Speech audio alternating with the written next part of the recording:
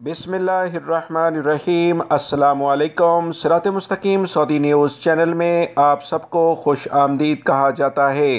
Saudi वजारत सेहत ने बाकायदा इस बात की तस्दीक कर दी है कि सऊदी अरब में मौजूद तमाम सऊदी शहरी और गैर मुल्की अफराद की जो फैमिलीज़ हैं उसमें 5 से 11 साल के बच्चों के लिए कोरोना वैक्सीन को लाजमी करार दिया जाएगा। सऊदी वजारत सेहत ने आज अहम प्रेस कॉन्फ्रेंस की, जिसमें सऊदी अरब और दुनिया के दीगर ममालिक में मौजूद वबाई मर्ज कोरोना की नई बिगड़ी हुई सूरत हाल ओमिक्रॉन वेरिएंट के बारे में काफ़ी डिटेल से बात की गई।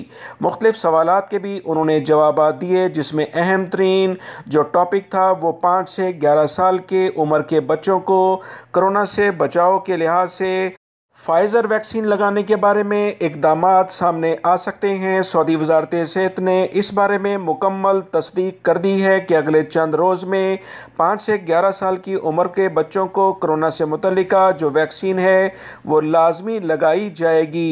दुनिया में कोरोना से मुतल्लिका जो हालात हैं वो दोबारा ख़राबी की जानिब जा रहे हैं, लिहाजा तमाम लोग एहतियात बरतें। वीडियो लाइक करके शेयर भी कीजिएगा। अस्सलामु अलैकुम।